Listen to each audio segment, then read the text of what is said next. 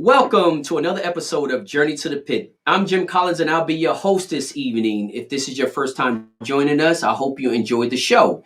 What we do over here at Journey to the Pit is we interview gamefowl breeders from all over the world, from different backgrounds, different cultures, different terrains, to try to bring as much diverse information that we possibly can to gamefowl breeders out there looking for information. We bring some history to the show, some education to the show, and also entertainment to the show. So we try to cover all aspects. But tonight we have a great gamefowl breeder, successful in his own right, coming out of Texas. And he's going to be on tonight to share his journey, how he got into gamefowl, the stuff that he does, how he started, and all the, good and bads of his journey. And hopefully that the special guests, well, all the guests out here tonight can take some of this information and at least apply it. And the stuff that they can't apply, listen, and I always say this, you don't pay for storage space in your brain. So you can never have too much information. So guys, I want to welcome. I see people already checking in right now. We got Lawrence checking in. We are actually broadcasting this show through three platforms tonight. Tomorrow, the show will be on the podcast. Journey to the Pit podcast. We'll take the audio from the interview tonight. We'll upload it to the podcast. This way, anybody who's not able to watch it through YouTube, Facebook, or anything like that, they can go to Spotify or Apple Podcasts, Google Podcasts, wherever you get your podcast from, Anchor's Podcast, and you can listen to the whole interview on a podcast. So this way, you won't have to worry about the videos and stuff like that being shown. I see we got people checking in all over. What's up, Robert? Robert is checking in from Northern Ireland. Like I say, guys, this show is watched literally all over the world, and we bring gamefowl breeders literally from all over the world. I think the best way to educate the gamefowl community is to bring a diverse background of special guests from diverse environments, cultures, beliefs, systems, because there's many ways to accomplish the same thing. And the best way to find that out is to hear the answers from many different people. We got St. Augustine, Florida checking in. What's up, Carlos? We got Texas, Drake checking in from Texas. So guys, like we always say, we got Minnesota checking in. I'm trying to see tonight who's going to check in from the furthest. I know one of the episodes that we had somebody checking in from Alaska. We had people checking in from South Korea, Japan, Ireland, UK. So let's see tonight. Who's going to be checking in from the furthest place? Bone Crusher, what's up, man? I hope all is well up there. Hope you're doing well. Kentucky's always in the house. We got Louisiana checking in, Tennessee checking in, North Carolina checking in. We got guys checking in from all over the place. But it looks like the furthest that we have tonight is we got Robert checking in from Northern Ireland. So he's always been a great supporter of Journey to the Pit. We're going to have a great show tonight, as we always do. We have a great guest coming on as our previous guest. A gamefowl breeder that is, like I said, successful in his own right, has a very nice operation, not a large, he's in a transition of moving to a bigger operation. But as of right now, he has done wonders with what he has had and has bred great fowl, healthy fowl, carries a lot of the principles or all of the principles that represent to me a great gamefowl breeder. He's coming on tonight to share his information and his journey with us. And I'm pretty sure, as all these episodes, I'm pretty sure it's something that we'll all be able to take from it. So we're going to always start like we normally do, just kind of getting a little history and background of how he got into gamefowl and, how his journey all started. And then Juan is going to walk us through his whole journey. And in a process of that, hopefully, like I said, guys, you'll be able to take something from it. It's been probably over a month since the last time we got Philippines. So I don't know. I think the Philippines look like we got somebody checking in from the Philippines, and that might be the furthest guest that we have watching the show tonight. Northern Ireland and the Philippines. Honestly, I don't know which one is further away, but both of them are pretty far. We got Kentucky checking in as always. Washington State, that's definitely a far place as well. But guys, we're going to go ahead and get this show. I'm just trying to read some of the comments. But we're going to go ahead and get this show started. But like I say, guys, if this is your first time checking in over here, what we do over here at Journey to the Pit is we interview gamefowl breeders literally from all over the world, different types of backgrounds, different types of experiences, to hope to bring a very diverse perspective on this sport. So we got Johnny checking in, got Louisiana checking in, Texas checking in, Dallas, We got every Australia. I don't know. We got them checking in from pretty far tonight. We got them checking in from Tanzania, Australia. So we got Australia, the Philippines, and Northern Ireland. So guys, y'all can let me know which one is further away from the United States. So maybe we'll send y'all guys a special gift. But we got Arizona checking in. But guys, let me go ahead. I don't want to take up too much more of y'all time. Buffalo, New York. I don't want to take up too much more of y'all time, but I'm going to introduce our next guest. I have honestly been struggling to pronounce his last name. He has corrected me about 99 times on it, but I'm going to go ahead and give it a shot again. And I don't understand why I'm having such a difficult time. He don't have a difficult last name, but my tongue, you know what I mean? I don't have the Latin, it's not trained the Latino style all the way, you know, it's in between. So I'm in a transition. So I'm really trying to transition to train my tongue to have the accent, the Latino accent to it. Maybe I'm trying too hard. That might be what it is. I'm trying too hard. But guys, let me introduce our next guest, which is Juan Quintanilla. I know I'm not pronouncing that correctly because it don't even sound right. But I'm gonna let our special guest come on and pronounce his own last name, and then we'll go ahead and get into the show. Guys, like I said, if you have any questions, post them in the comments section. We will not take all questions because, as y'all guys know, these interviews tend to stretch, you know, typically 2 hours. But Juan said that, you know, once he get a chance after the show, or maybe tomorrow, over the weekend or something, he will try to get in the message box and answer as many questions as he possibly can. But guys, y'all guys can reach out to him directly. But I greatly appreciate him coming onto the show, being willing to share his information from his past experiences and present with anybody out there, and hoping that it can help somebody. Hope he can help you avoid some mistakes. Hopefully he can help you correct some issues that you may have on a farm. And hopefully he can share some information that'll help you get to your goals, whatever that may be. So guys, help me welcome our special guest tonight, Mr. Juan Quintanilla. Hey, Juan, what's up, guy? Did I pronounce it correct or what? You said it better the first time, Jim. Quintanilla. Quintanilla. Hey, Okay, yes, Juan sir. Yes, sir. Quintanilla. So, Thank you. guys, we got Thank you. Mr. And Juan Quintanilla on. it's an honor to be in your program, man. Thank you for having me tonight. And hopefully we can help somebody out there and somebody who listen to what we say and, take something out of what we've talked about tonight. Thank you. Thank you. It's an honor to be here. Well, it's a great pleasure, man, and I greatly appreciate you coming on to the show. You know, like I said, I talked to you earlier, and your wife. You know, it's very important, and it's a huge contribution that you're giving back to the sport. You know, sharing the information that you have. You know, I receive messages all the time about how much the Journey to the Pit interviews have helped people in different aspects of their program, made their next season better than their present season. You know, and stuff like that really make me keep on pushing to bring guys like yourself onto the show that's willing to share the information. You know, regardless of who listen or who don't listen, you're one of the guys that's coming on here and say, "Hey, listen, let me share what I have been through, and hopefully it can help you." But before we get started, let me go ahead and say the disclaimer. All the information discussed in this interview is for historical, educational, and entertainment purposes only. None of this information is intended for any illegal purposes, and all opinions are respected of the individual. So, Mr. Juan, let's start by letting the audience know a little bit about you. You know, when did you get in Gamefowl? How old were you? And stuff like that. Let's start from there. Well, Jim, I'm a first generation.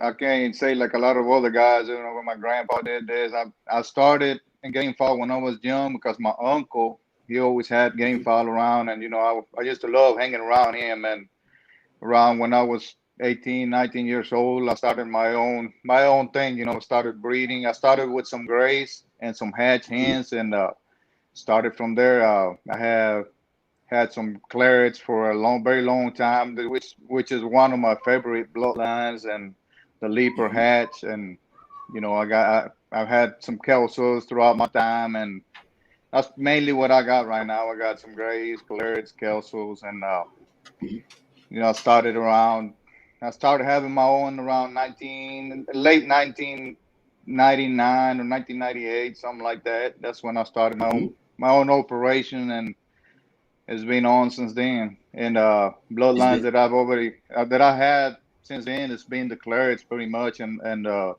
leapers, and I acquired some grays a few years ago, a couple of years ago. Again, not the same bloodline that I used to have, but it's we're trying them out, see what they bring out to the table. right. So tell me this, Juan. You said, and that's pretty cool. You said you started around 18, 19 years old, which is great because, like you say, many of the other previous guests, they are second generation, third generation, some of them even fourth generation. Um, so what's really good is the fact that by you being first generation, you can appreciate so much of how important shared information and shared knowledge is. So starting out, 18, 19 years old, when you first started your operation, how many bloodlines you said you started? Was it 3 or 4 different bloodlines? I had two. I had grays and hatches. That's what I started Okay. with. Yes, sir. And where did you get your grays from, and where did you get your hatches from? I got my grays. I got them from a guy here in Houston. Uh, he had some. I seen him, and I went and looked at his plays, and he had some pretty nice one. I've always loved the green-legged grays, and kind of Mhm. fell in love with one of them, and that's what I got it from. And another, I got an uncle that lives around here in Baytown as well, and that's where I got my hatches from. And them hatches have been with me for a while. He's got some great hatch blood, and I Mhm. had them for since then. I had them Since for a then, that's while. right. Okay. So you done had them pretty much since you started to kind of get serious in the breeding, huh? Yes, sir. Yes, sir. Then I acquired my So, clarets. I acquired them a few years later, a couple of years later after that, and mhm. I had them for a good 18 years or so, and Wow. they're still around, doing good. Right.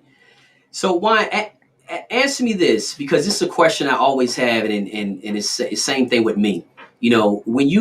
When you got into the game foul, 18, 19 years old, you started your operation, you start out with your grays and your hatches. But tell me this, because I know with a lot of us getting in the game foul, you didn't get that fever to want to go out there and get 15 different bloodlines, or birds from everybody. Like, what kept you from doing it? Because I know when I went out there, I was getting birds from everybody. I didn't know what bloodlines they are, if they look good, they perform. I was just getting them. So it's kind of cool to hear somebody at that age only really come out the gate, only really getting 2 bloodlines and not filling a yard up with every single nice bird that they seen. Is that something that you kind of learned from your uncle, or was those 2 bloodlines really the only two at the time that kind of attracted you? Well, my uncle always bred green-legged. It was Hmm. grays and hatches. He had some hatches that I have never seen again. He had some. They look kind of like a blue face, but they were like awesome birds. And I've Hmm. been looking and looking for something that even looks similar to them, and I never have seen one. But Hmm. yeah, that's kind of what he bred, and I kind of fell in love with what he had. He had them grays, he had his hatches, and that's kind of what I took off of. Just for me, the bird to have was the green-legged, either gray and hatch. Got you. Got you. So tell me this, Juan, since we already talking about breeding now, maybe we can kind of start the conversation from here. So you had your 2 bloodlines, you start your own breeding program. You know, what was some of the lessons you learned, or did you start your breeding program off pretty much from the stuff that you learned from your uncle? Pretty much, I started. He taught me a lot of the little tips that you don't teach everybody, right? A lot Hmm. of people are real jealous about telling other people what to do, and Hmm. but yeah, he taught me a lot of how to breed and what to breed and what times to breed and all that. So it pretty much a lot of my knowledge came out of what he taught me. Great, great. So now, Juan, let's go ahead and share some of that knowledge, and maybe we can start off like this. Uh, do you do inbreeding, line breeding? What is your breeding program as far as that? And we can just say if we want to start with the grays. Do you line breed them, inbreed them? How do you maintain that line since you had it so long? I line breed, and when it's getting to where they start getting a little smaller, or acting funny, they start doing that when you do a lot of inbreeding, or things like that, and start putting a little bit. You go out there and look around, see who's doing good with some other bloodline or similar bloodline to that, and if it's something you think it'll help you improve your bloodline. I mean, that's what I look for, right? Right. And Right. So, inbreeding, and kind of when you hit a good lick, and you got a brood cock that's giving you good and is doing good with this hand and is giving you exceptional, you kind of inbreed to both sides and kind of breed, amongst them, and breed the sons, and try to get closer to the rooster, and the other mhm, family closer to the hen. Have line breeding, and mhm. then mix them together again. Try to get as close to the same breeding that you Originals had to begin with. had to Yes, sir. begin with. So you do breed father to daughter, mother to son, first cousins. You do believe in breeding like that, correct? Yes, sir. Well, if I got some exceptional mating that I made, and it proved to be good to me, and Mhm. outstanding, I will line breed to get as close to that mating as possible. Close to that meaning as possible. So you typically, when you find a good pair, you typically start to breed to both sides of the family. You breed to the hen side, you breed to the cock side. So you'll kind of use the same Correct. breeding system, but just going to both sides of the family. So you got the hen side, the cock side. You'll breed the cock to his daughter. You'll breed the hens to her sons. And how many times have you found to be successful for you? What works for you? How many times have you seen, or how many times can you do that before you start to see more, say, more cons than pros of doing it? Does it is the birds able to go, three generations before you start to see a lot of culling that you have to do, or have you seen it go a little bit deeper or a little bit less?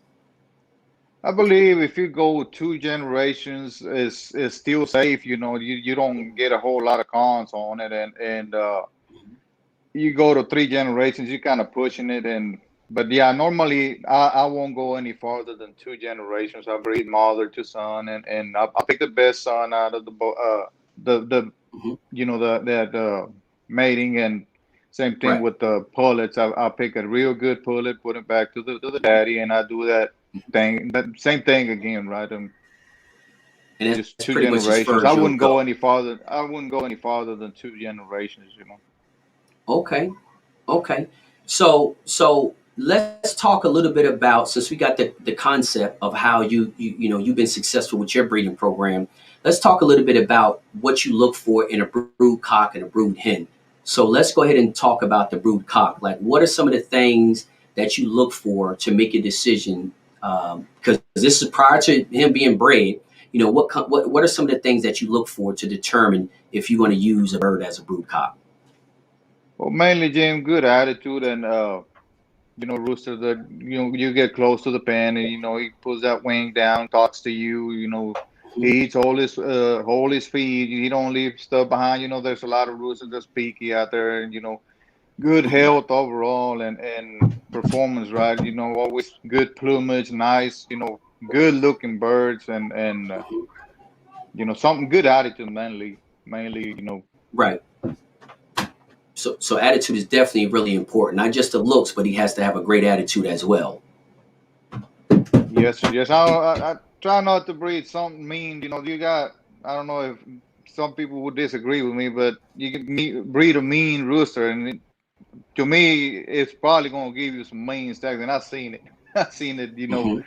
I got a gray and green-legged gray that I breed, and the babies out of him. He can't get close to a pen. He'll try to get you. And It's I don't know if it gets yeah. passed down to generation, or passed down to the offspring, but I Right. seen it. So I try to get one with a good attitude, one that talks to you, cuts that Hmm. wing down on you. It's always in a good mood. You pass by, then he's always talking. You treating trying to get your attention, and mainly Right. health and feed. I love for a Right. rooster that cleans his feet up, right? Not to leave Hmm. nothing behind, little things like that. Like I said, good plumage. Right. So how about station? Do you like a tall station, medium station? You like big wings, wide back? What's some of the physical characteristics that you like? I like medium to high station and long wings. The smart roosters always a good trait to have on a breed, but mainly medium to high station. That's what Okay, I medium. look for. Look for how about their backs? Do you like roosters? Because I know some guys love roosters with wide backs like trucks. So how do you like the backs on your roosters?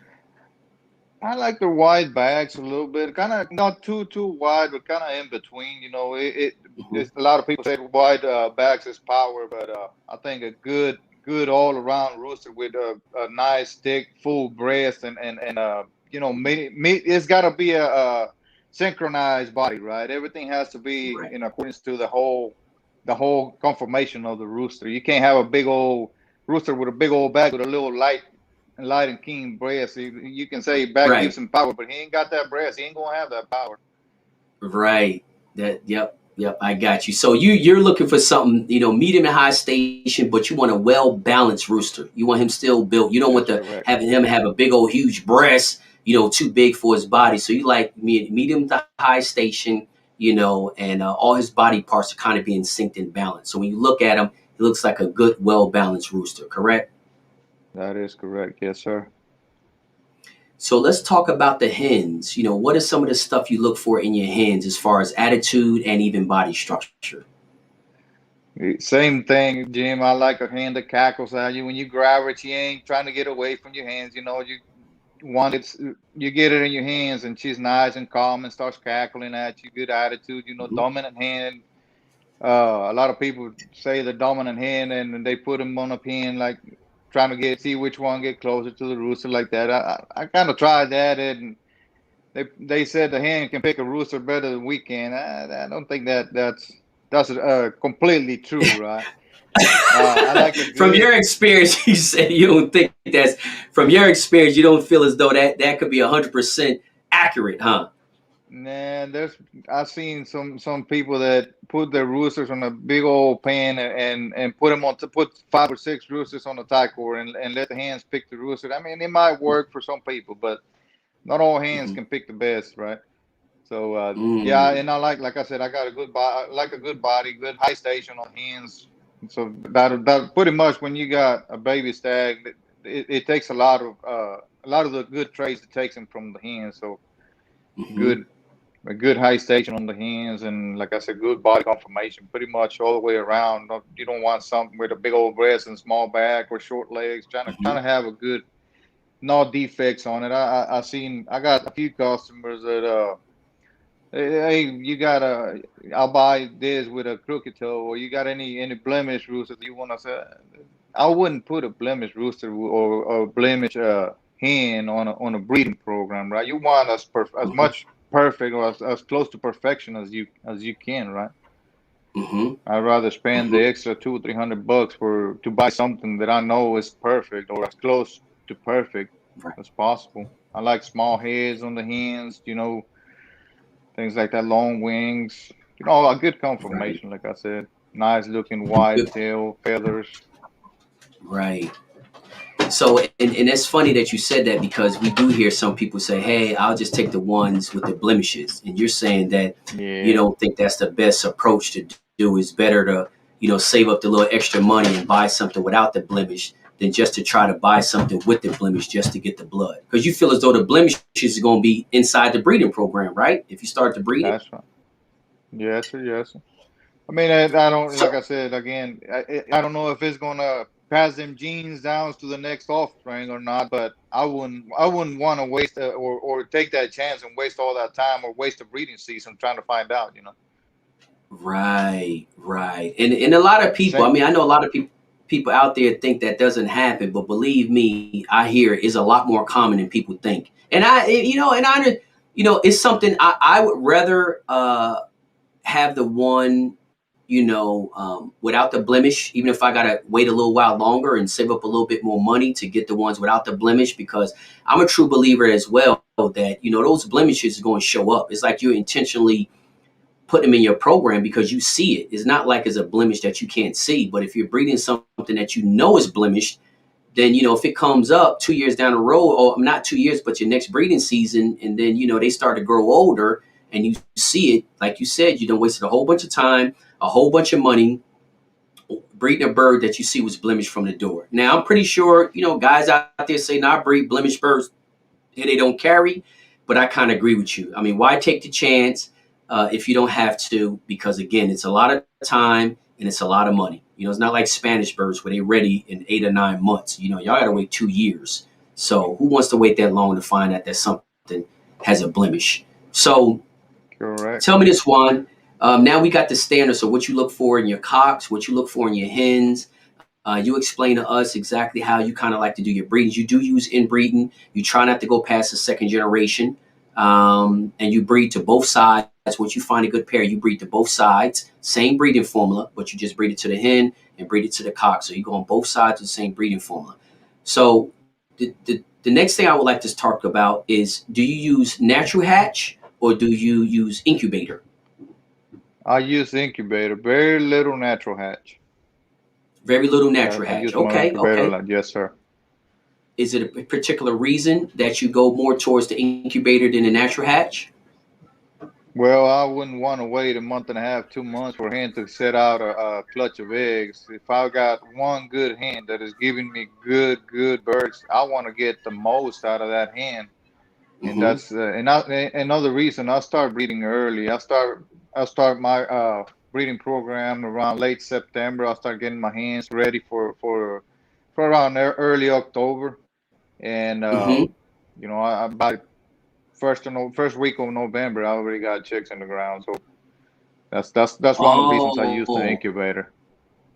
okay. So it allows you to get a quicker startup on your breeding program Yes, by sir. using the incubator. Okay, well that's why I asked, because I don't want to assume everybody used it. Some people just use incubators because of the amount of chickens they that they want to produce. And other people use incubators because they say the survival rate is higher, and different types of reasons. So I always like to ask people, a natural hatch or incubators. So you said you like to use incubators. The main reason is because you'd be able to get your breeding program off the ground earlier than Yes, if you was going that. Okay, I got you. So you say you typically have chicks on the ground. You said what, at the beginning of November, huh?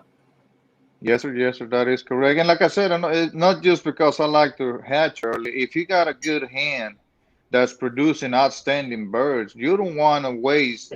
By the time she lays a clutch of eggs, 10, 12 eggs, she sits on them for 21 days, and then she Mm-hmm. raises them chicks. You done lost 30 or 40 eggs that you could have produced out of that hen. You see what I'm saying? Mm. That's the So reason you why I like to incubate mine.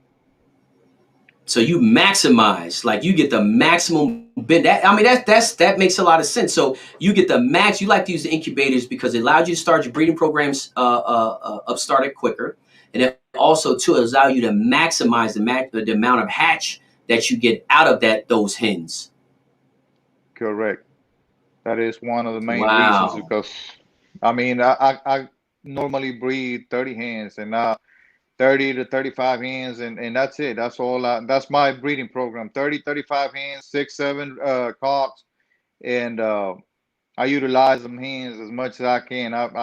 I'll raise anywhere from 7 to 900 birds out of them 35 hens. Wow.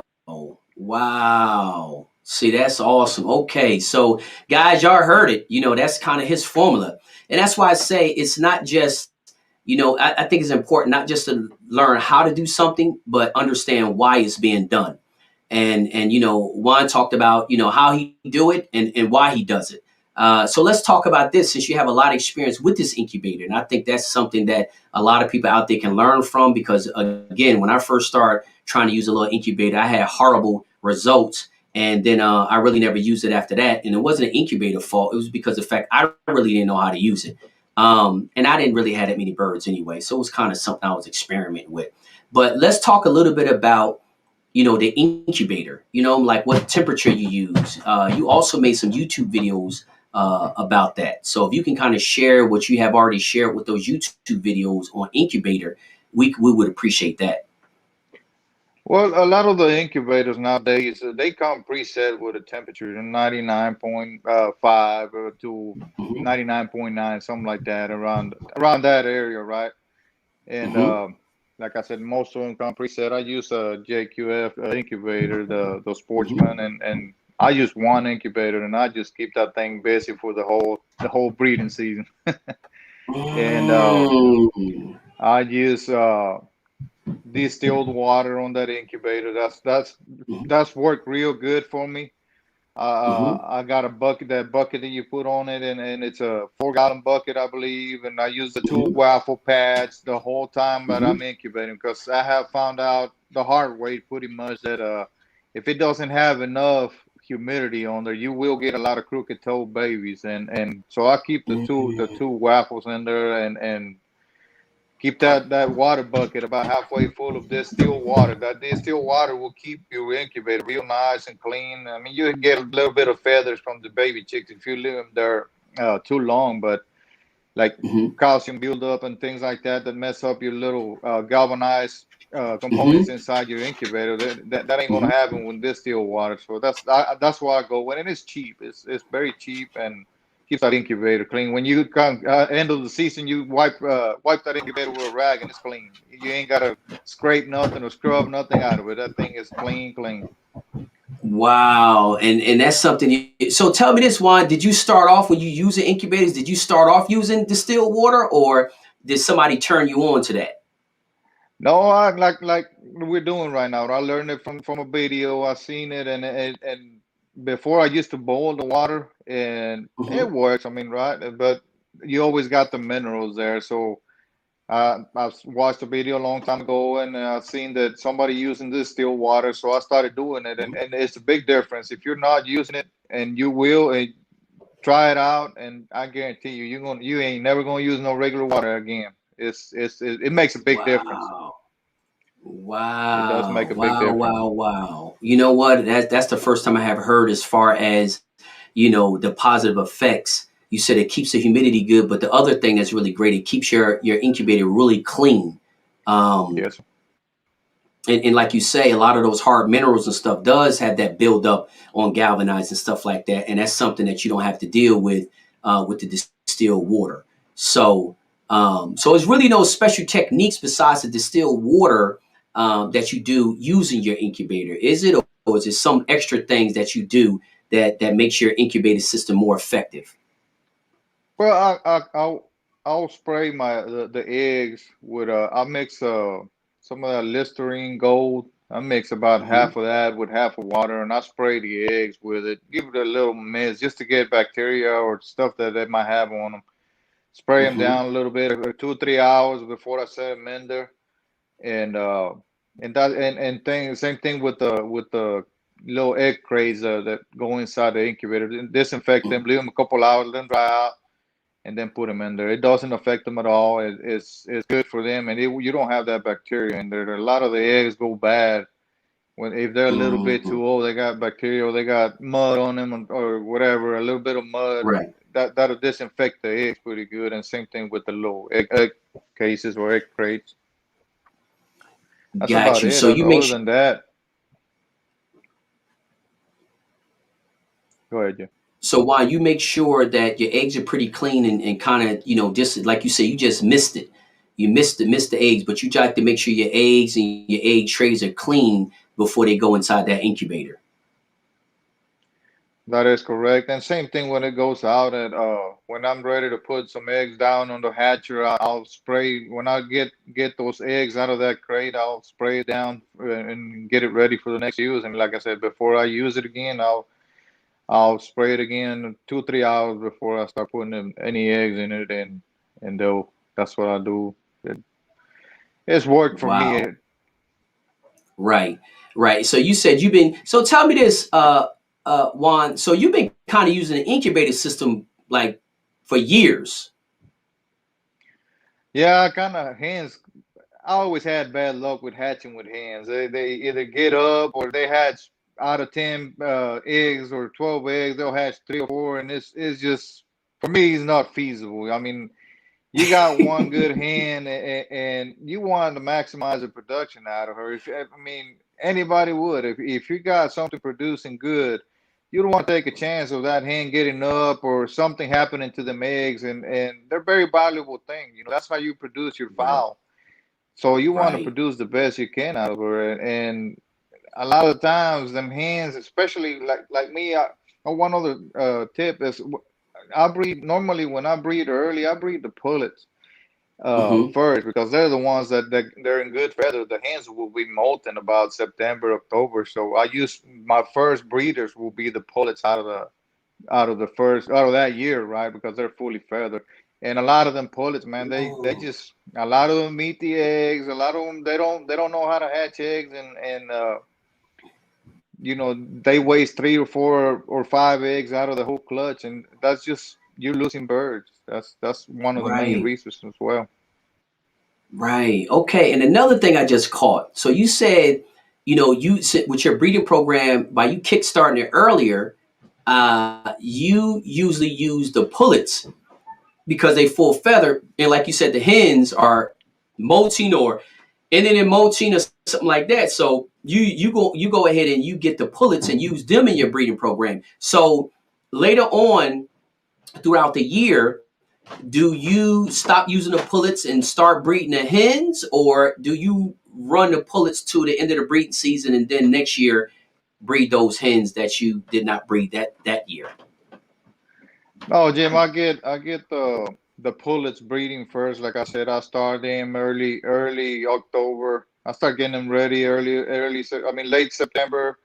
Start putting Mm-hmm. cocks over them on early October. Breed them all the way till around beginning of December, and then I start because I do my two-way breeding first, and then I start breeding my pure stuff around December. So around December I start using the hens and get the Okay. pure breed. Once they're fully molted. I'll start Fully around molted. early December to mid December. I'll start breeding the hens. They're about 90% out of the molt, so they good to go. And by then I Mm-hmm. already got them clean, lousy, warm, and everything, so they'll be ready to go by then. But early October is a little too soon for them hens to be breeding. They're still real deep into that molt. Mm-hmm.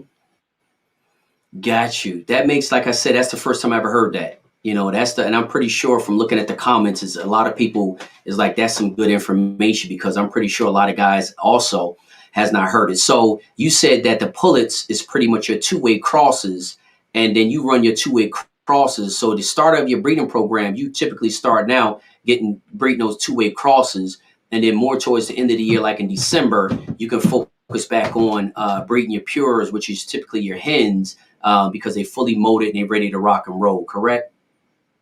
Yes, sir, yes, sir. And I do two-way crossing with my hens as well, but mainly will be the pullets. And once they ready, the hens are ready in early December to mid December. I'll start. If I got some hen that, like I said, it produces outstanding two-way crossing, that's where She's going to go on the breeding program. But until then, I Mm-hmm. use my pullets.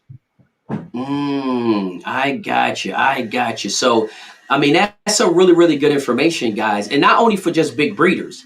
A lot of times it's even more important for small breeders to maximize your clutches because you ain't really got, you don't really have that many birds. And so you need to be able to maximize every single egg that you get out of it to increases your chance on selection, especially if you don't have that many birds. They don't have that many space. So, that right there makes a lot of sense. So you kind of walked us through your incubator system, why you use it, the benefits of using it.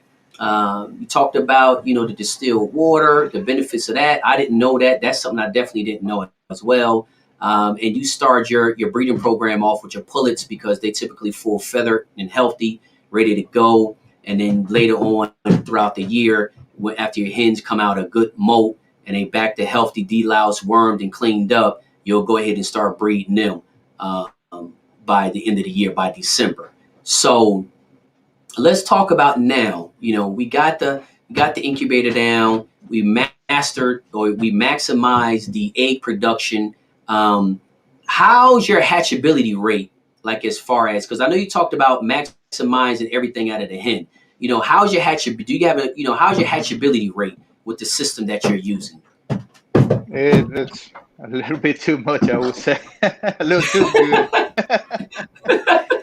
uh, you So got a big it's incubator. You got a good amount of hens. Yeah, sometimes you get crazy, and you get a little more than what you can handle. But it's real good. I do a lot of egg candling on my incubating. Whenever 7 days, I start candling eggs, and I pull the bad ones out. So I know I don't have bad eggs in that incubator after the seventh day. They'll be gone. mm, And I will let 2 or 3 eggs out of the first. Whenever they start laying, I'll let at least 2 eggs out. I won't put the first 2 eggs in the incubator. That way, they're fertile, they're good to go. And if you got any deformed eggs, throw them away. Don't put them in there. I mean, mhm. try to you start taking them or culling, or like they said since the beginning. So if the pullets are gonna lay some little bitty eggs, you don't put them in there. They ain't gonna do you any good. And but yeah, I candle my eggs at the seventh day, and before I put them in the hatching tray, I'll candle them again. If I see some that's not right, I pull them out. That keeps the. I mean, Wow. that just keeps your hatching rate at damn near 100%. Right. And also the quality control. It seems like this what you're doing is what we would call, I guess, quality control. You checking the eggs, making sure, like you said, the 7 day mark. But well, before you put them in there, you're not putting deformed eggs in there. Then once they do get in there in 7 days, you're going to determine what's going to stay in there and what needs to come out of there, which is great because that means a bad egg or unfertile egg is not taking up a slot. So you can make sure every single egg in every one of those slots is at least a fertile egg. And then you said you go on. How far now do you start? Is that after 7 days you count your egg at 7 days? So how much longer do you start, or when is your next quality control thing that you do to kind of look for any kind of blemishes or It'll be defects? it'll be the 19th day before I put them in the hatcher. I'll just candlelight them. By then, I've already done the checking eggs, not putting deformed eggs in there, or like I said, not putting eggs that they don't look right, right? You can Right. tell one hen. I got a hen that's laying real nice, looking big eggs, Hmm. and then suddenly she hatches one that's weird or smaller or whatever. I mean, Hmm. I know you want every bit of every egg that comes out of that hen, but it ain't gonna do you any good to put a deformed egg in there. So try to call them out, and like I said, the 19th day will be my next check. Like by then, I've already pulled out what I needed to pull out, and Hmm. I just check for live, signs of life. They're still the 19th day before I put them down on the hatcher tray. Hmm. If they're still alive, they're still moving, or if that egg is right, it's got to have that bubble on top, that air sac on top, and Hmm. you shouldn't be able to see a clear egg in there, or a dead embryo in there. So pull them out. Don't put them in a hatcher, because Hmm. one, it could pop on you, and it's gonna mess up your incubator pretty bad. I had eggs pop on the incubator before, and it's nasty to deal with it the rest of the season. And you can't do nothing about it because you can't put chemicals in the incubator no more. You That's cannot clean it. right. You might be able to scrape it down, but that smell is gonna be there the whole season because you ain't gonna be able to do nothing about it. No, you won't be able to clean it up. You don't want to put That, water that with bleach on it or nothing. You want that incubator. First of all, you want that thing to be closed as much as possible to keep that hmm. humidity in there. So you don't want to spend 15, 20 minutes cleaning your incubator because one of your eggs pop and it's nasty every time you open it, right? Right. So try to that kind of helps out too, keeping your incubator clean. Just if you see a bad egg, pop it out. It might hurt you for 5 months, the rest of the season if it's at the beginning of the season. That's And I had it right. happen So before. you had it happen. But well, it seems like, man, a lot of the success is determined not just by buying a good incubator and using distilled water. Is a lot of other stuff that comes with it, which is, I guess we can label it as quality control. Making sure that you're only putting quality eggs in there, making sure once they're in there, you're only leaving fertile eggs in there. And then, once you determine that all the eggs are fertile and the non-fertile eggs are out of there, then you still going back to check too to make sure at the 19th day there is no deformed eggs in there as well before you even put them in hatches. So you're doing your whole process of quality control throughout that whole process, and that's really is what's giving you that positive or very high hatchability rate, because you're doing quality control throughout the whole process. Um, Well, but that incubator, Jim, is just like a computer. If you ain't got mhm, the human factor behind it, it ain't gonna be able to perform. You yep, got to, do what you need to do to keep it working for you. That thing is working hmm for you. You got to make sure, do the things that you have to do. You can't just throw the eggs in there and expect that thing to do everything for you. I mean, you will get some hatches, but it ain't gonna be what you it, want. If you got to be strict about it. you know what? It's I think that that's exactly right, and I'm just going to use myself as an example. Um, I didn't really know what to do, and I had a horrible hatch rate using an incubator. So, like you said, it ain't just a piece of equipment. You have to also look at it ain't just a piece of equipment; it's the human factor behind it. And in my situation, the human that they had behind the incubator wasn't it. Like the incubator was good, but I didn't know what I was doing. So. Um, but those are some really good things. I think a lot of people, again, if you're just getting into using an incubator, or if you have been using an incubator, those are some things to think about as far as not just getting a good incubator, but using distilled water, making sure you put non-deformed eggs in there. I think it makes a lot of sense to check to count your eggs at 7 days, because why leave a non-fertile egg in there for 19 days or throughout the whole process, like, oh, it just didn't hatch. Well, it probably never was going to hatch because it wasn't fertile when you put it in there. So a lot of that stuff makes a lot of sense, guys. And if you really pay attention to it, I think just follow those steps alone is going to increase your hatchability rate, due to the fact that you're not going to have eggs go through the whole process that should have never been in the in the incubator from the, well, I ain't gonna say from the beginning, but past the 7 day mark. Put it that way.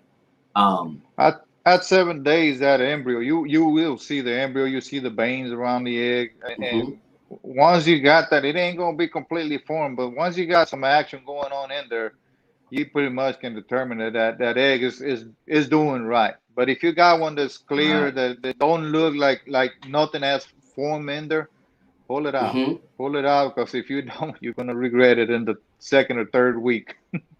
Right, right. Well, that could save a lot of headache and save a lot of time. And then also too, you can make space for the eggs that's going to hatch versus the ones that never really had a chance.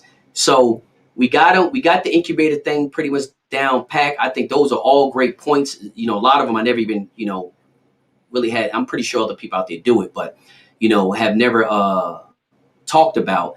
So now we gotten, and they get to the hatch. So what stages you go in? 19 days, you moving them out. So where we going from there? I put him 19 days, and like I said, I put him down to the hatcher, separate hmm him on sacks. I get them little yellow sacks that they sell at the stores, at the hmm feed stores or whatever. Normally, I get hmm mine from Pinion Hatch. That's pretty much the cheapest place to get them, and you can use a loofah from Walmart. A lot of people do. hmm Use you take the little string out, and it becomes one long sack, and you can just put a nut in one end, burn it up a little bit, and hmm put your eggs in there to separate them. I single mate every single one of my hens, so I mm separate every egg in the little loofahs, or in the little yellow sacks, or the little plastic sacks.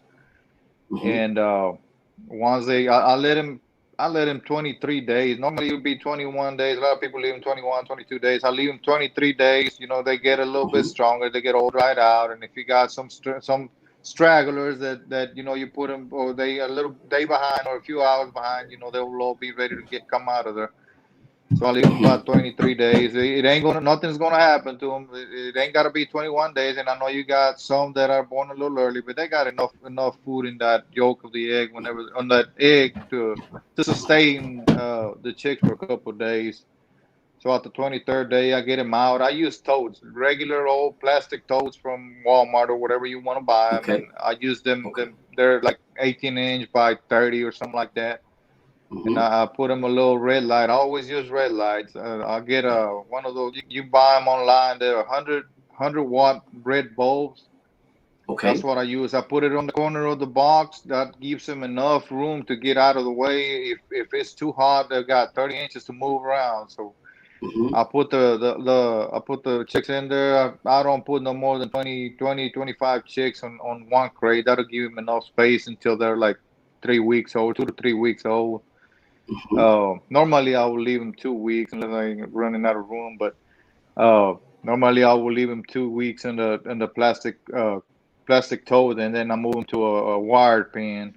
Uh, Clean water. I don't like putting. Well, go ahead. No, I was going to ask you what type of bedding that you use in there.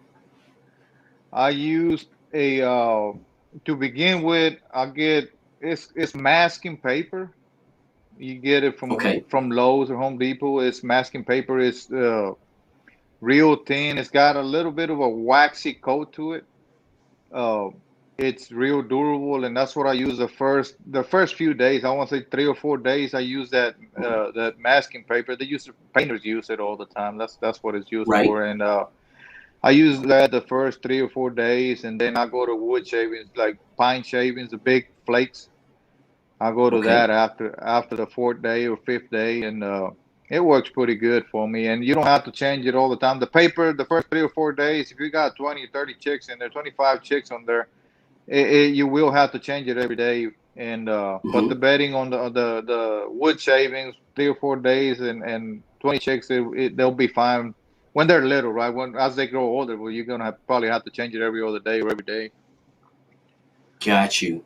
Got you. So you go to the pine shavings after that. Okay. All right. So you can go ahead and continue on. I didn't even, I just wanted to go ahead and get that little extra bit in there as well because I knew that was going to be a question like what kind of bedding does he use? So you get to that point. You got 25 chicks in there. So you said you leave them in there how long? No more than 3 weeks, and then I Hmm. move it to. I got some wire pins or box pins that got it's a 2 level. I don't know if I, if anybody has seen some of my videos, they'll see them out there. It's a 2 level pin. It's got a wire bottom of it. It's probably about a foot and a half tall. Hmm. Uh, they're 4 foot wide, or 4 foot. The width is 4 foot by 2 foot. So Okay. what I do is I put a one of those dog crate plastic bottoms. I put it at the bottom of it, and it stays clean. They'll poop through the wire, and that poop will fall on that plastic bottom Trey. or underneath the pin. Yeah, on the plastic tray. I put a piece of the same masking paper. I put it on the tray. That way I don't have a messy, stinky tray all the time. All I gotta do is pull the tray out, put a new one in there, put a clean one in there, and take the paper out of that one, and throw it in the trash bag, and it stays clean most of the time. I know that sometimes it gets in the edges of the pen and this and that, but it stays, for the most part, it stays pretty clean in there. You ain't got chicks staying on poop or nothing like that.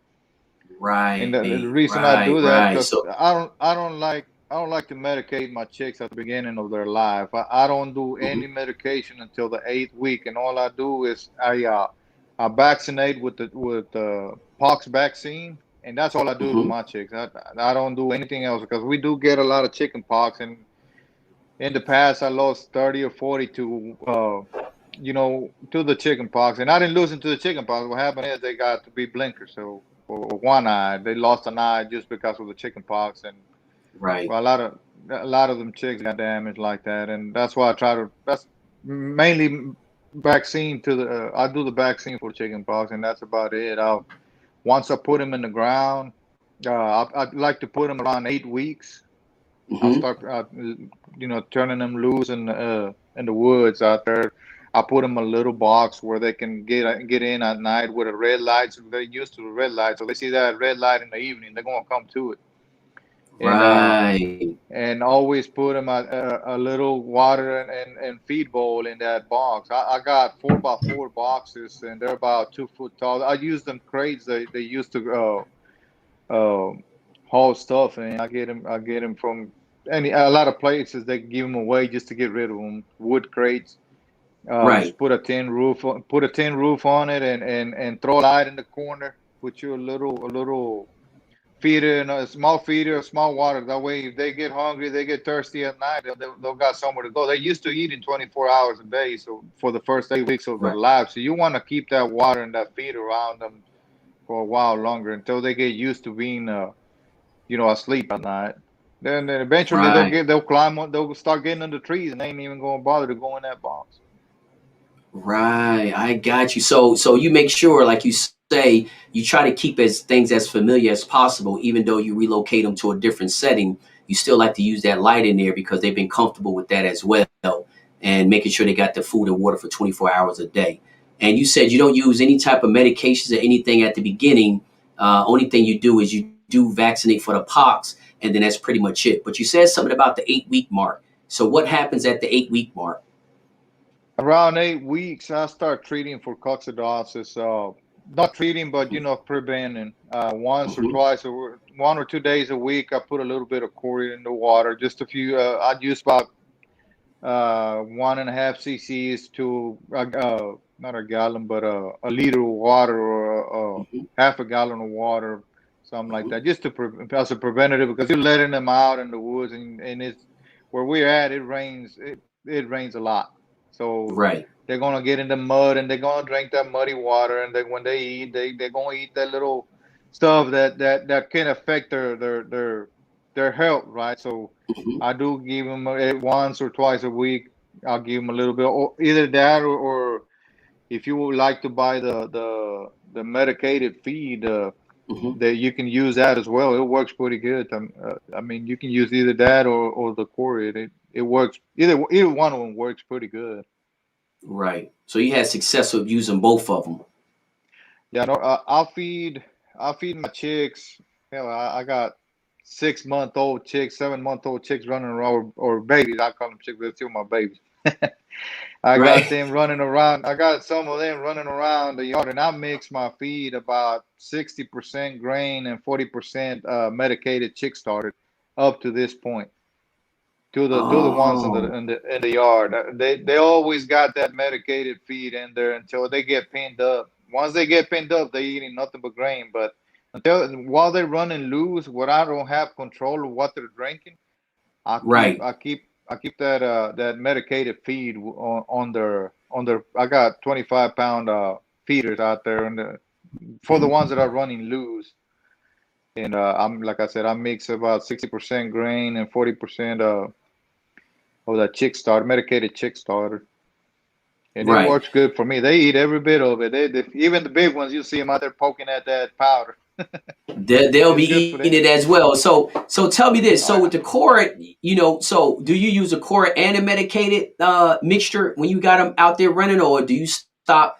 You know, how do you do that? Do you continue using the cord 2 days a week, or when do you stop doing that? I use it, like I said, I use a little of it, but yeah, I do every week. I still give them in their water, because a lot of them they don't get they'll be getting in the grain, and they don't need that powder. But I still give them in the water, and I keep it in the water. I start decreasing. I got one big pen and one bigger pen where I got my Hmm. chicks. So they kind of, once they start flying to the bigger pen, Hmm. and I keep medicating my chicks that are on the smaller pen with the Hmm. cord. The other ones, they only get it in their feed. Got you. Got you. So, and I asked that question too because one of the guests, one of the viewers had actually asked that question as well. So let's go ahead and continue on because this is really, really good information because this is pretty much laying out your whole program that you use. And I can see from the questions in the comments section, a lot of people are very interested in different aspects of it. Seems like they're going to try a lot of this stuff that you're talking about. So once you get to that 8 week mark, but you said they meet the feed, you run that mixed feed like that until they get pinned up, right? Yes, sir, that is correct. I like all the way. Well, once they start acting funny, getting too close to the pins, and they start acting crazy around the pins, Hmm. start arguing against the other ones that are pinned up, Right. so they get to be pinned up. But until then, I keep that mix, that same mix in front of them. Right. The So medicated chick starter with the grain that I mix. got you. So Juan, tell me this: when do you start worming? I warm. I want to say around the babies. I want to say around when they're 3 months, and I do that what they call it, red devil eye, or it used to be Hmm. called red devil eye. Hmm. And I use that with the oats, and I just put it. I got a barrel cut in 3 pieces, and I put it in there, and they'll eat it. I'll leave them hungry for half a day or one day, and they'll the next day. That's what I use, the red devil eye with the oats. But yeah, Okay. around when they're 3 months old, and I do it every once a month ever since, and I do the same thing. I use the same thing with the older fowl, but in a different mix. I don't use the regular Quaker oats. I use a little bit of dog food and some protein pellets soaking in that water. That's what I use for the older ones. In the same Right. process, I'll leave them hungry for half a day or one day, and whenever I feed them that, they'll eat the whole thing, and it keeps the internal and the external worms. I still delouse the older fowl, but give them a little powder bath and things like that, just to keep them external parasites. But it works. That red devil eye works for pretty good for both external and internal. Right. And you said you start around a 3 month phase. I mean 3 month age. Yes, sir. Yes, sir. Right. Okay. Once they start. I put them out and I leave them out about a month, like I said, and they start eating greens and eating worms and crickets and Hmm. wild berries. I got millions of wild berries out there in my place, and it's Right. and in a month they'll clean out the whole fence line. But yeah, there won't be a berry left around the fence line in about a month, and after that I'll start releasing them babies. And Right. yeah, about leave them out Right. about a month, and then I'll start deworming. So tell me this one. So now they're pinned up. Now they're pinned up. What's your feed mix? Do you feed everything on the yard the same thing? And I'm talking about everything pinned in the yard. Do you feed them the same thing? And then also too, if you do, what's in your feed mix? Like, is it a pre-mix or is it something you mix on your own? It is a premix, but yeah, I kind of mix it myself. Hmm. I mix blue bonnet and other conditioner and other mixes. I buy one that's made by Nutrina. It's called Hypo Scratch Greens. I Hmm. mix that, and I put not dog food, pellets, the Hmm. catfish pellets, the floating catfish Hmm. pellets. I use a little bit of the egg layer. I like to mix mealworms. I got a few mealworm colonies, and I put dried mealworms. I put them in the oven for a little bit. Mix about 10 pounds on my feed, and mix it like that. I like to add wheat germ oil every feeding I give them. I mix the wheat germ oil. I put a good bit of it. And a little bit of red cell, a few squirts of red cell. I use a concrete mixer to mix my feed every day. Right. I got it pre-mixed already, but I don't add the red cell and the wheat germ until I'm ready to feed it, so it won't get moldy I got a little more control of how much I put on it in smaller portions, right? So, but Right. yeah, So I feed the same mix for the whole yard and for 2 cocks. I had a little bit more corn and during the winter times or the colder times. I probably hmm add an extra 50 pounds of corn to the whole mix, but for the okay. most part, since they are 6 to 7 months old, when they get pinned up, every bird out there in the cages or in the barrels, they'll eat the same thing. The same mix. And you said when it gets a little Yes, sir. cold, you might add about an additional 50 pounds of corn. To how Add a much little feed? extra Because I corn. seen okay, I seen that you use the concrete mixer to mix your feed, and you said that every day you give them the wheat germ oil, huh? And I seen you spray it with a spray bottle as it's turning in the Yes, mixer. sir. Yes, sir. Yes, sir. Okay, That is correct. and how about the red cell? Do you also do that as well in the mixer every day, or is it something you do a couple days a week? I use it every day, but I use little of it. I probably give 2 squirts for the whole mix. I probably put about 10 squirts of the Ouija mold, and I use the red cell a couple of squirts every day. Hmm. Hmm. Whatever they don't take, they'll put. So it ain't gonna hurt them. Right, right. That's exactly right. So, okay, so we there. So we got the worming regiment. So do you rotate any of your wormers, or you just continue to use the red lye? You know, how about? I've always used that. It works for me. Keeps a good body on them. So I have never changed anything Mhm, to anything else. That's what I use.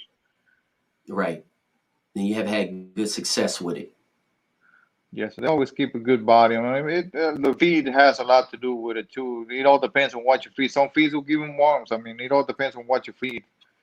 You gotta Right, make sure you what you're putting on that feed or what you're mixing on that feed is not creating worms on their intestines. If they got right. something that That's. stays in their intestines for a long time, it's gonna get wormy. Mm-hmm. It has to Mm-hmm. have something that they just digest quickly.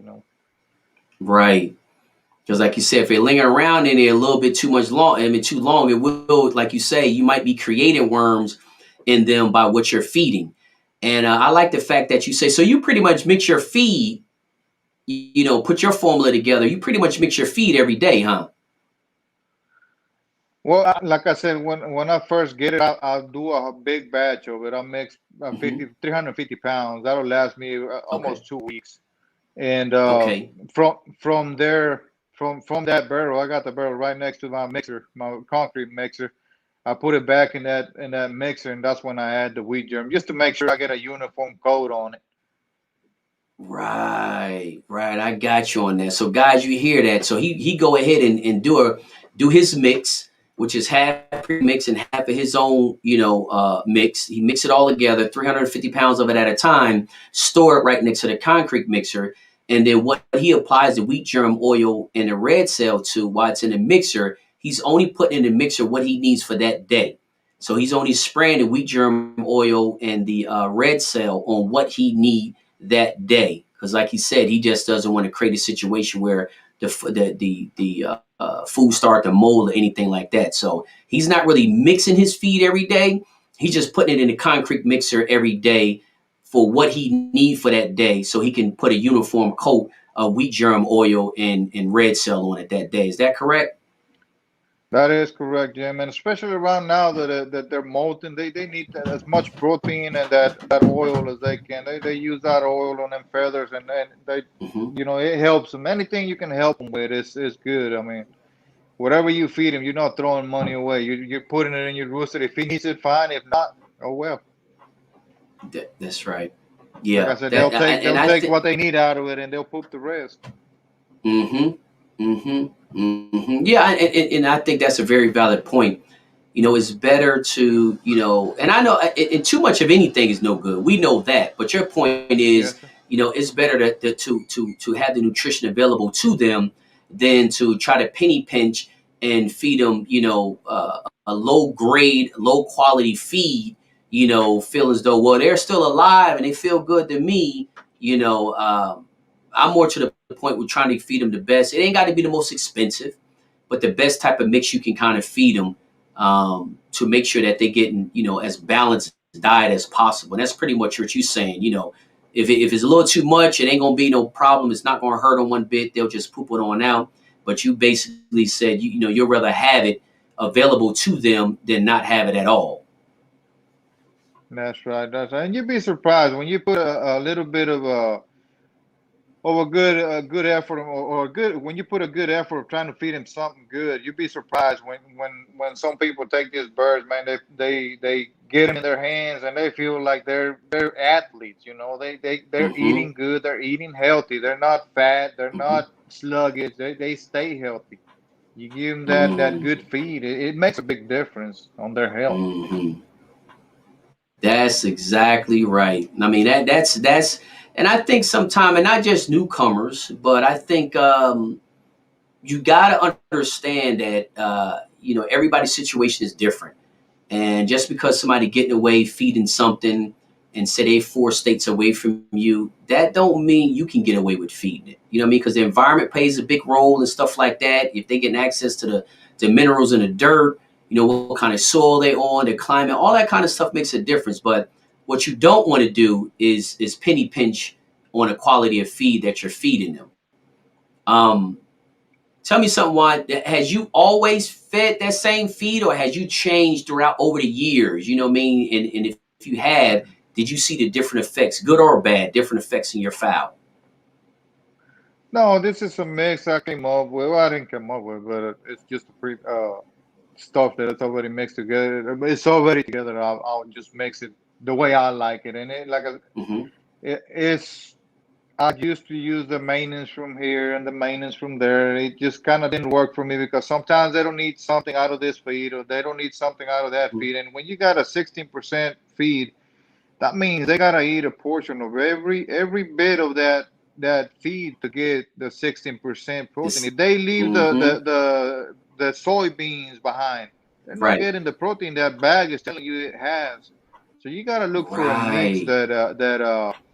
that they're cleaning every single bit out of it, and you make a formula of what you're putting together, and if it's 15%, 3 ounces is 50% protein, and they eat every bit of them 3 ounces, they're getting their 15% protein. But if they're leaving the soybeans behind, they're leaving the catfish pellets behind, they're not eating them.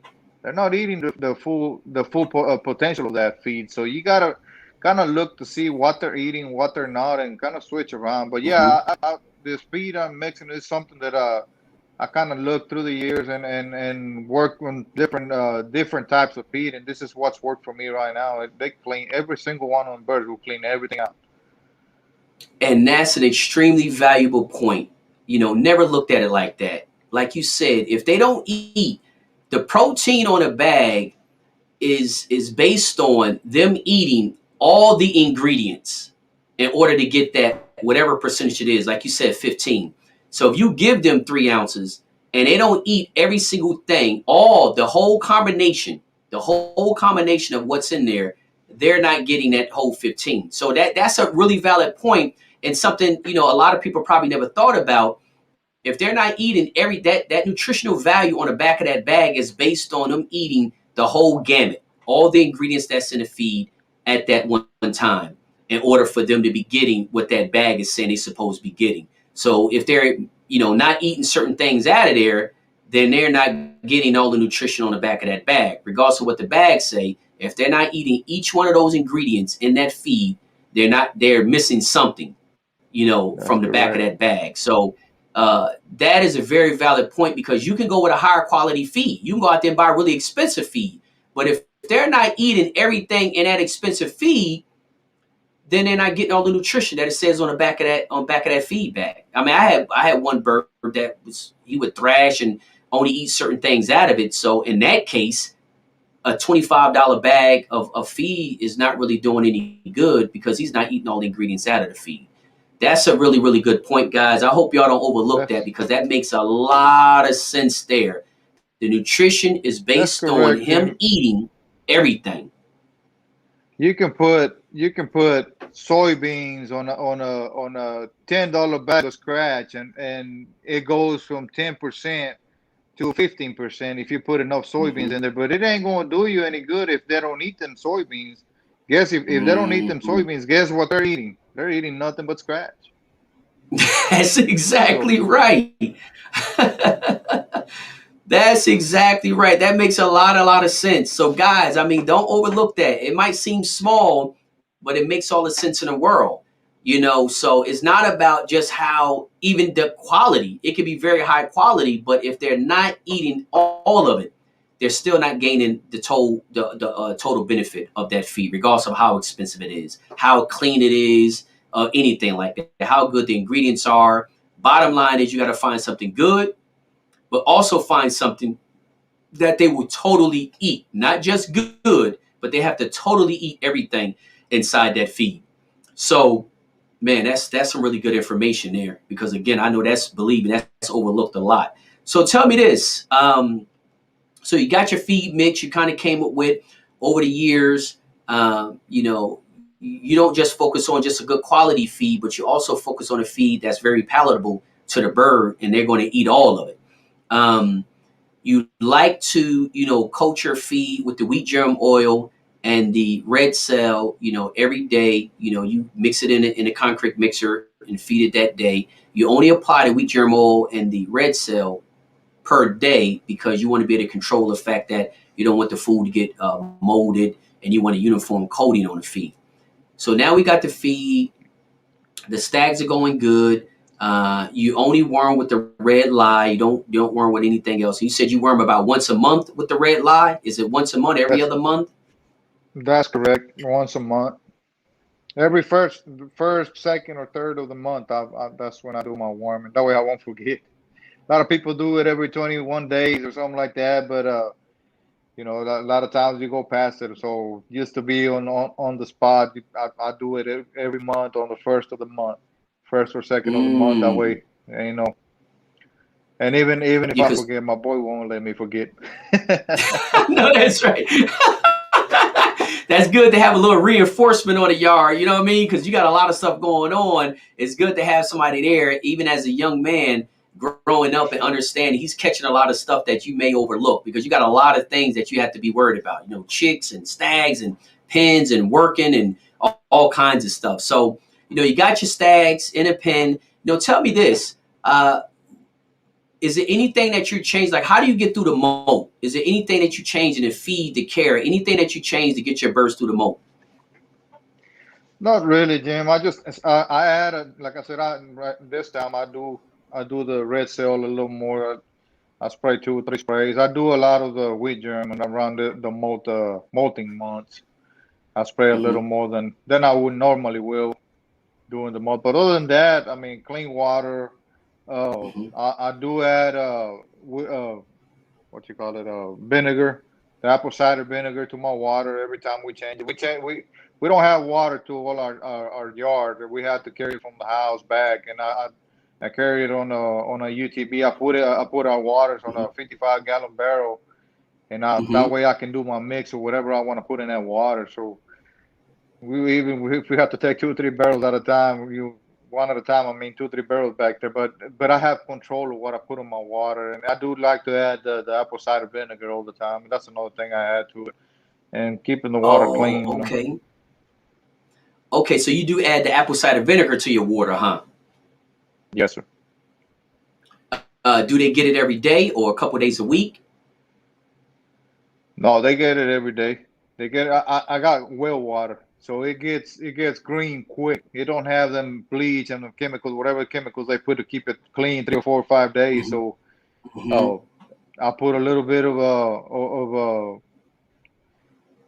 the apple cider vinegar. Let's say I put a third of a gallon in a 55 gallon drum, and every single one of them gets it the whole time. Every time we change waters, that's what we do. It keeps the water clean of 2 or 3 days, and then we'll change it again. But yeah, well, water don't last clean very long. It gets algae real quick.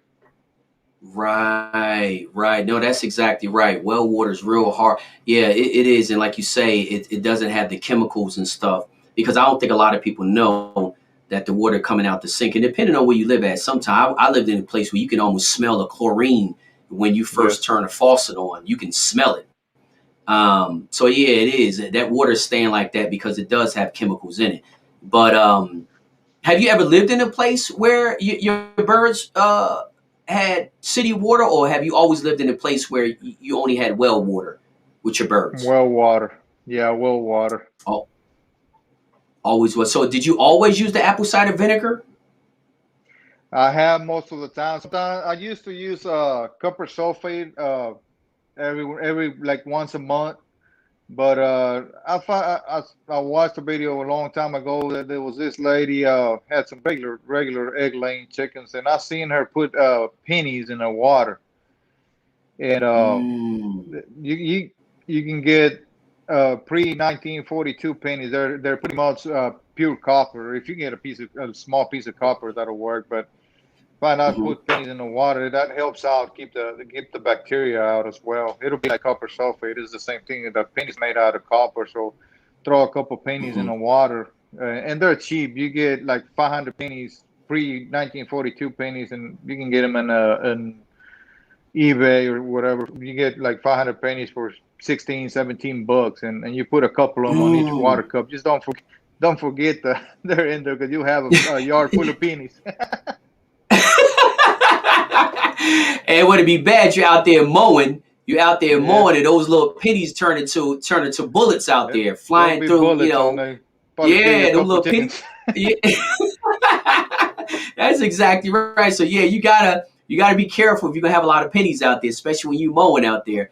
But Yeah. yeah, I didn't know that until the other day.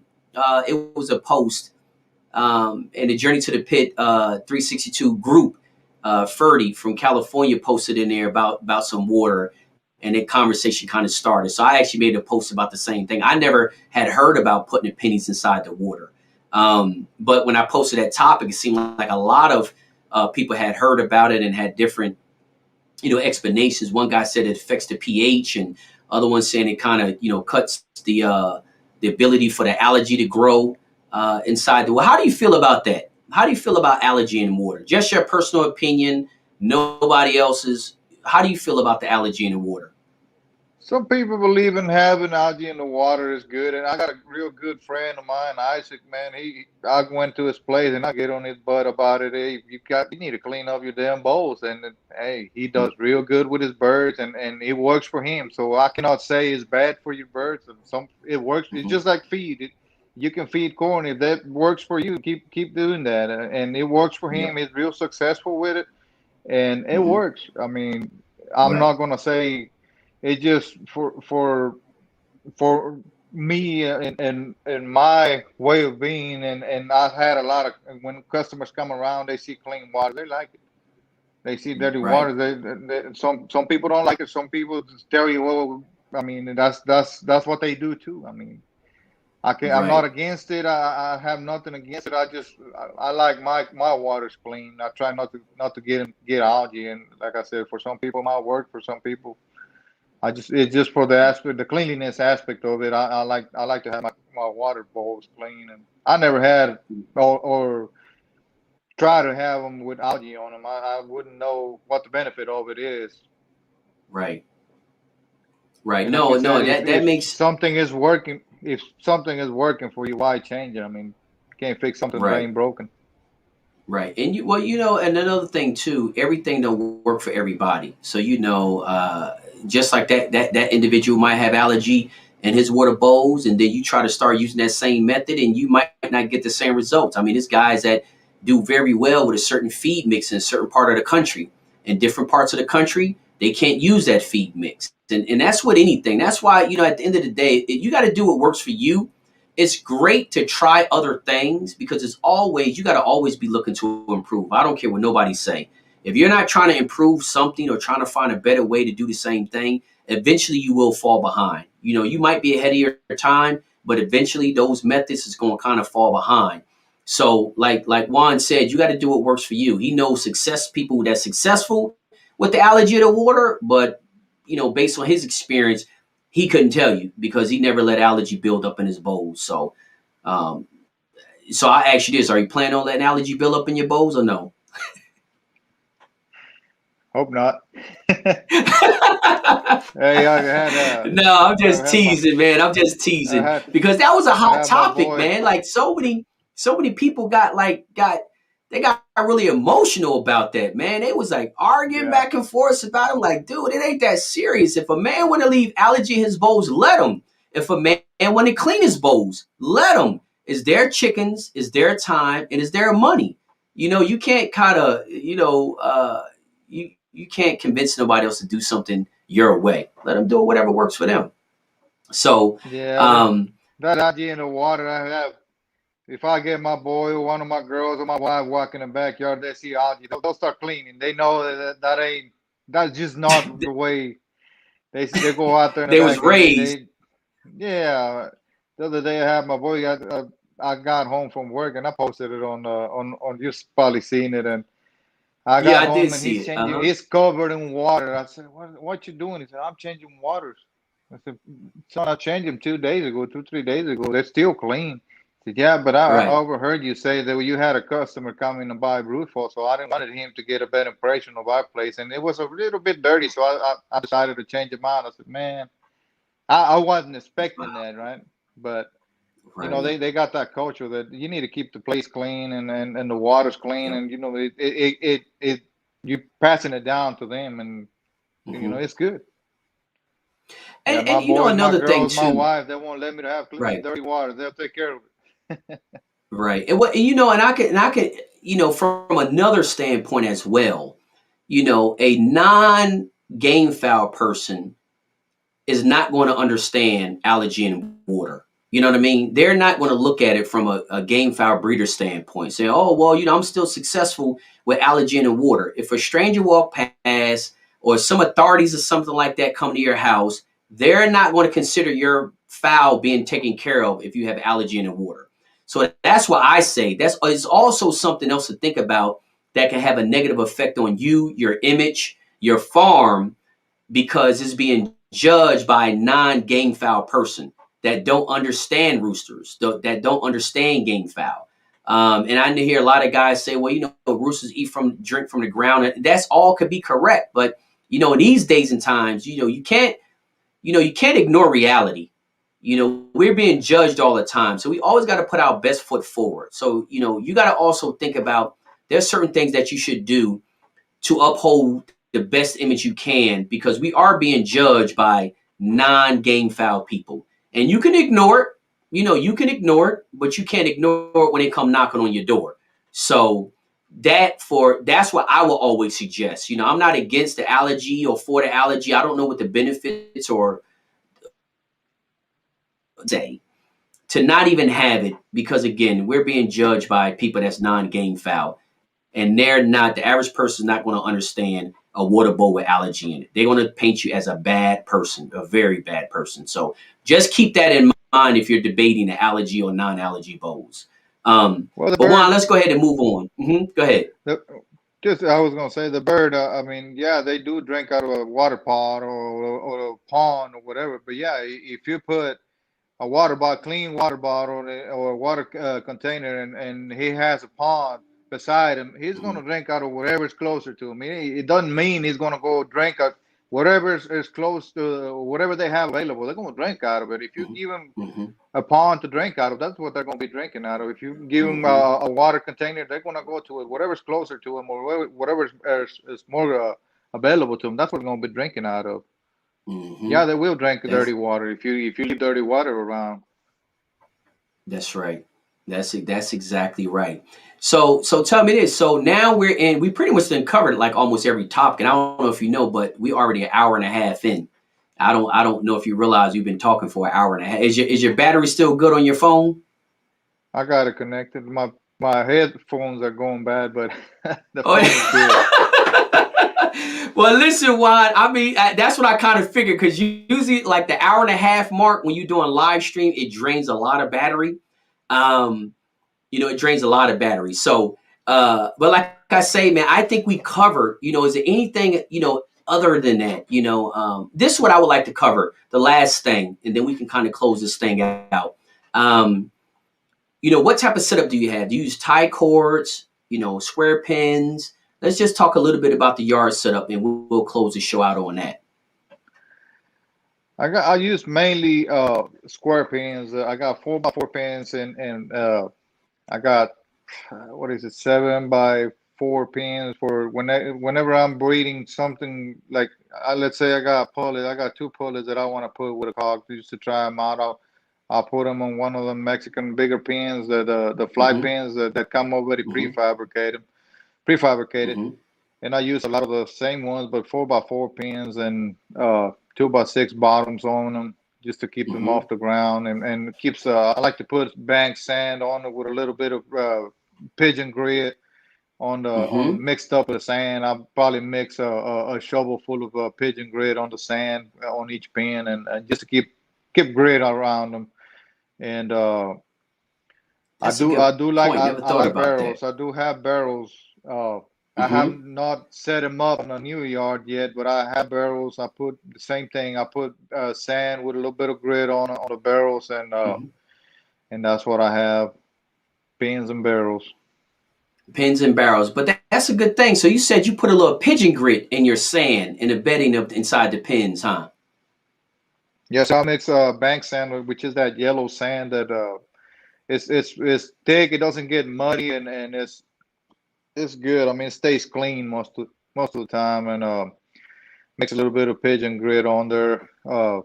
And during breeding season, I like to throw some oyster shell as well, some pullet size oyster shell in their bedding or in the ground, just to have some oyster shell for the hens to eat out of.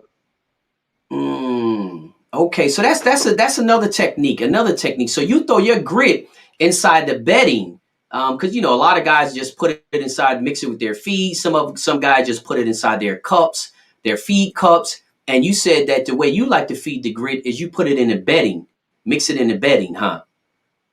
Yes, sir. Yes, sir. I do. The hens will be scratching and looking, so if they need it, it's there, Bella. You can mix it in their feed. I mean, a lot of people do it that way. But I like to put it in the bedding in the sand. Whenever I first put a good clean sand on there, I throw a shovel full of red grit or the pigeon grit on there, and Mm-hmm. it lasts a long time. And they'll scratch it around, move it around, peck Mm-hmm. whatever they need out of it. Mm-hmm. Like I said, whenever breeding season starts, I like to put a half a shovel of oyster shell and have it in their bed. And when they scratch around, they'll find the little pellets of or the little deals of oyster shell in there, and they'll have some extra calcium in there to help them out whenever they Right. start laying eggs. Right. And then One it can other stand there thing is longer. is too Mm-hmm. because I'm sorry. Another thing is No, go ahead.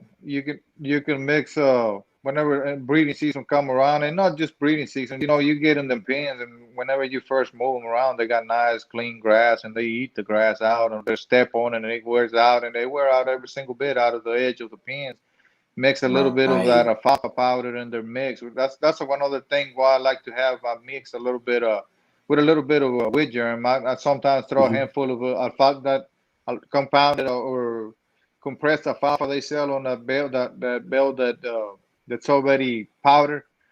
Throw a little bit Mm-hmm. of alfalfa in there, and it gives them a little bit of green to add to their Mm-hmm. meat mix. Whenever they're lacking the greens around their pens. A lot of people don't have. It's not feasible for them to move the pens around to fresh grass and put a little bit of Right. alfalfa grass or alfalfa hay in there, and that gives them a little bit of green to eat out of.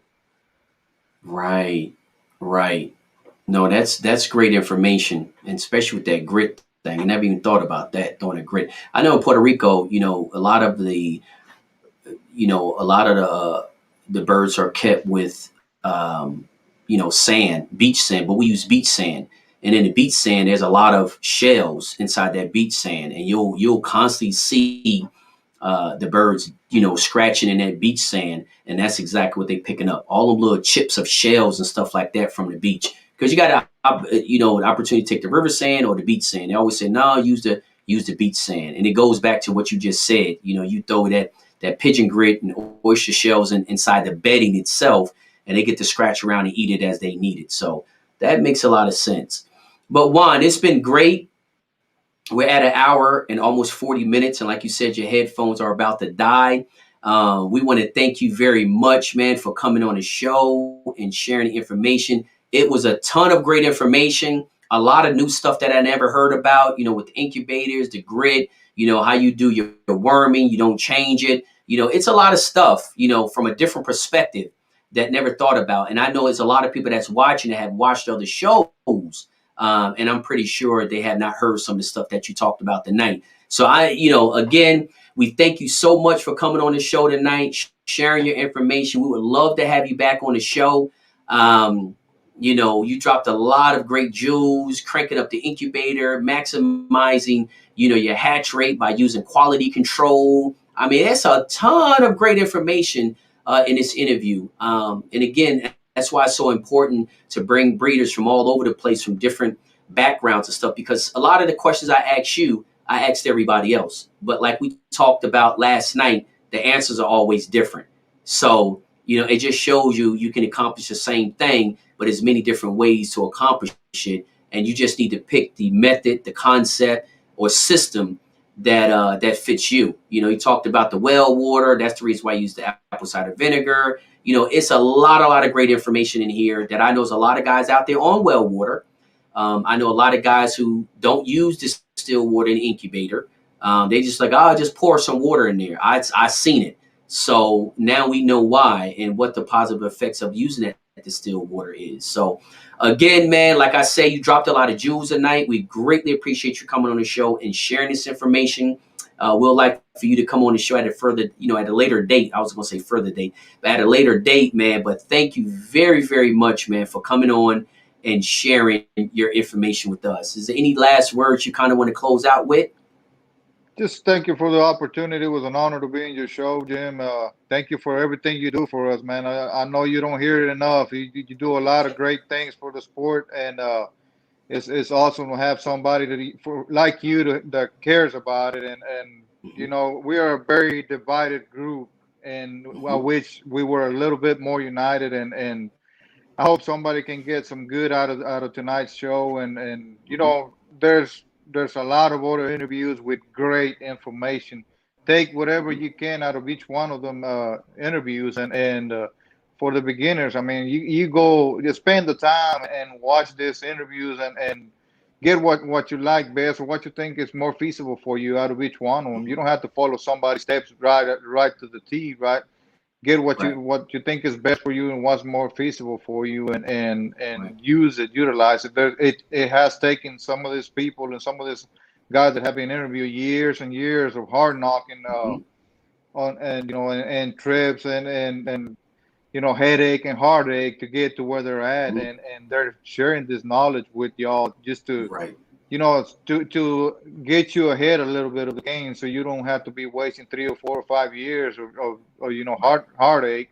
You got a lot of good information on these interviews, and just get the best out of each one of them, and utilize it the best way you can. There's a lot of good information, and thank you, Jimmy. Like I said, it was an honor. Thank you for everything you do for us, and you do for the sport. And it was an honor being on your show. Thank you, man. That's all I got. Thank you. I greatly appreciate it, man. And like I say again, you just dropped some more jewels. Let them know how important it is and how beneficial it is to take the time out to watch these interviews. But like I say, man, brother, I greatly appreciate it. Hopefully, one day, God willing, our paths will cross and we'll be able to shake hands and break bread together. I will be out in Texas. I don't know exactly when, but I will be out in Texas, man. And hopefully, when I come on out there, man, we can sit on down and, like I say, talk some Gamefowl, tell some stories, share something to eat, man, and really enjoy each other. So, Juan, have a great evening. Again, I can't thank you enough for coming on. I will be talking to you soon. And guys, if y'all just tuning in, the this will be also uploaded to the podcast. So if y'all guys out there working on a yard tomorrow, just know that you can tune into the podcast and listen to this interview through your headphones while you're out there on the yard. Spotify, Apple Podcasts, Google Podcasts, Anchor Podcasts, wherever you want to go, the episode will be up and running for y'all guys tomorrow to like I said, listen to it. And like Juan said, really take advantage of this information. Again, we spend 10, 15 hours a week on Facebook. We can take 1 or 2 hours a week and watch the interview. I'm pretty sure it's worth its weight in gold. And like Juan said, a lot of this information was learned over years and years and years of hard work and making mistakes. And, now they're putting this information in your lap. So, Juan, good night. God bless you. And I will talk to you soon, brother. God bless you and all of those listening, and the ones that will listen. Y'all have a good one, and thank you, Jim. Have a good night, brother. Thank you, brother. I greatly appreciate it, Juan. Have a good night. You too, brother. Take care. All right, bye. All righty, guys. We had Juan on, and like I say, man, he dropped a lot of jewels in this interview. I mean, he brought a lot of new things, a lot of new things, and what I mean by that, the way he does things. A lot of the questions were the same that we asked. All the guests that we have come on the show, but that's done on purpose. That's done on purpose just to show you that there's many different ways to accomplish the same thing. You don't have to do it the same identical way because what works for one person may not work for you. So bringing these breeders on from all different parts of the world, different backgrounds, different belief systems, different concepts when it comes to breeding, in different terrains. They raising their birds in different environments. And as you can tell from watching these interviews, it ain't all the same. what works in one place does not work in another place. And Juan talked about that as well. You know, you got to think about different types of terrains, different types of environment plays an enormous role in the success of your breeding program, in the success of you raising your game fowl. So understand, it's great to hear information from somebody who has been successful raising birds in your type of environment. And we have had people come from, interview guests that came from desert-like environments, rainy environments, dry environments, humid environments in all different parts of the world, from the Philippines, all over Hawaii, United States. So again, guys, it's all done on purpose. Hopefully you can take some information from this interview.